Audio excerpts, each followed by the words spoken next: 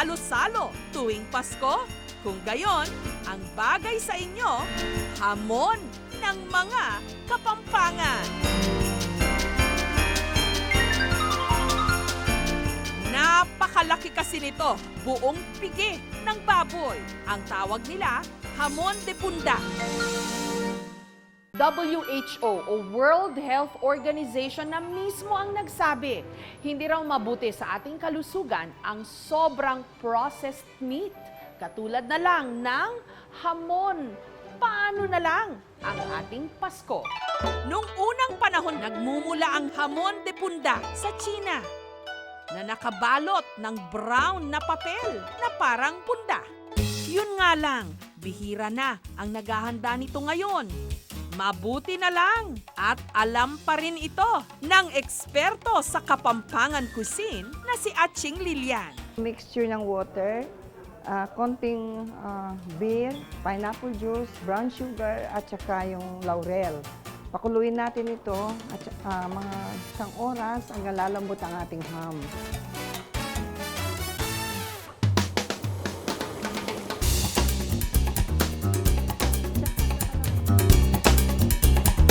Nilagyan ng asukal sa ibabaw at pinaso ito.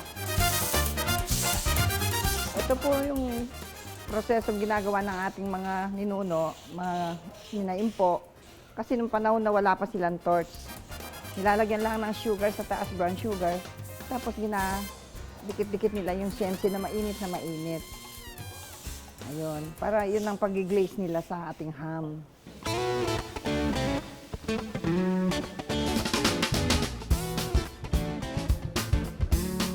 Yung smokeness niya, nagbe-blend siya dun sa sweetness. So, I think this is perfect for Christmas Noche Buena. Sa presyo at laking araw ng hamon de punda, mga mayayaman lang ang nakakakain nito noon. Kapag may handa ka, sasabihin mo may hamon de punda, something na consider nyo very special. Parang kung may lechon ka, di ba? Parang special. So, yung mga may kaya lang, nakakabili. Kalimitang prini-preserve ang hamon sa pamagitan ng salting, smoking at curing. Ang hamon nagmula sa salitang hom na ang ibig sabihin, bend of the knee. Kadalasan pigiraw kasi ng baboy ang ginagawang ham dahil kakaunti lang ang taba rito. Pero hindi lang pala pigi ng baboy ang ginagawang hamon ngayon. Pati na rin Peking duck. Nakatikim na ba kayo ng duck ham? Mas malaki ito sa manok at mas healthy daw dahil walang taba. Ang kainan na itlog ni Kuya sa Victoria, Laguna.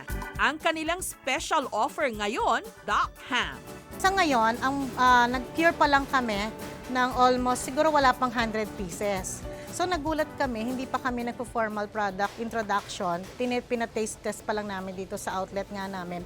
Nakita namin yung response ng tao, nagustuhan nila. Yung duck namin, pinapakain namin siya ng hindi 100% commercial feeds.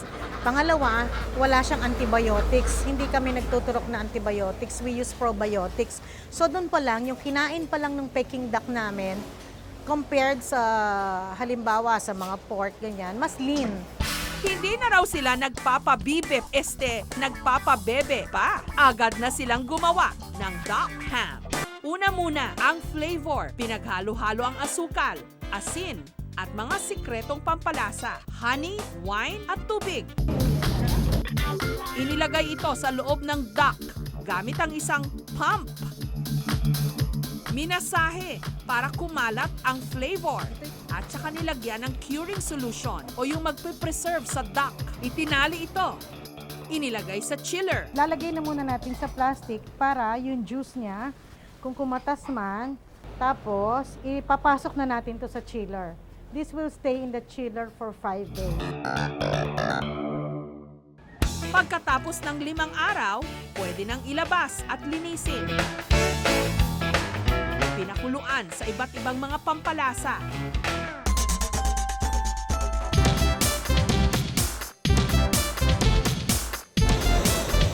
At saka tinorch o sinunog ng asukal sa ibabaw. 2,000 pesos bawat isa.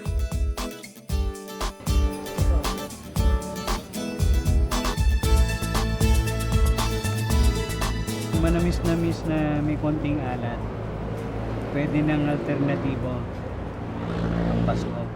Ang mga ham naman sa Cagayan de Oro City, pinauusukan sa sarap.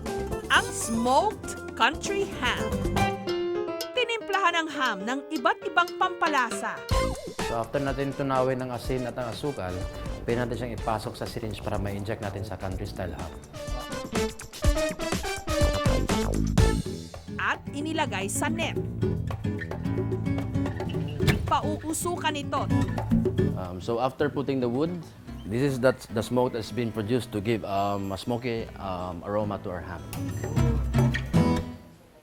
Dito sa Cagayan de Oro City, kapag naamoy ng araw ang smoked country ham, simoy Pasko na talaga. It's a bit salty, and then pero because of the honey, nababalance yung salt and saltiness and pagka-sweet niya.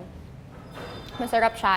Sa amin, we use traditional way of smoking than using artificial smoking. In a natural way, para magkakaroon ka ng another flavor instead of using artificial. Ang iba't ibang mga bansa may kanya-kanyang bersyon ng hamon. Ang Spain may ipinagmamalaking hamon Iberico o kilala bilang pata negra. Ang Germany naman, meron ding Black Forest ham. Ang Amerika, hickory smoked ham. Si Chef Michelle Adriliana ang ibinibida, Christmas ham, Korean style. Bulgogi style daw ito, kompleto with black and white sesame seeds. Kasi number one, ang Filipinos mahilig sa matamis, di ba? So since yung Korean food, medyo manamis-namis din siya. And then yung sesame seeds, it adds texture and added crisp and flavor dun sa ham natin. Kaya very interesting yung layer of flavors niya. Meron siyang crunch, may extra crisp, merong sweetness, and then meron siyang pati yung nutty flavor ng sesame oil. Tinusta ang black and white sesame seeds. Okay, so ngayon gagawin na natin yung pinaka-marinade natin para sa ham natin. Paghaluin natin ang soy sauce. Sunod na ginawa ang marinade, pinaghalo-halo ang soy sauce, corn oil, mirin o Japanese rice wine, sesame oil, honey, asukal, dahon ng laurel, bawang at luya. Tinalian ang ham, inilagay sa marinade, pinakuluan hanggang nag-caramelize.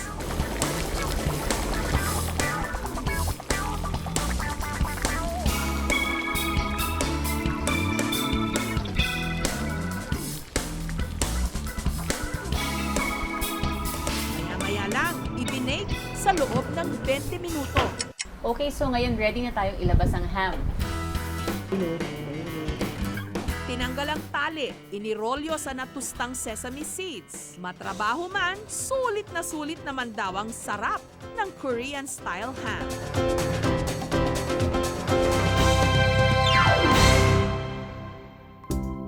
Masarap siya. Manamis-namis. Ngayon ko lang to natikman tong hamon na to. Ibang klase.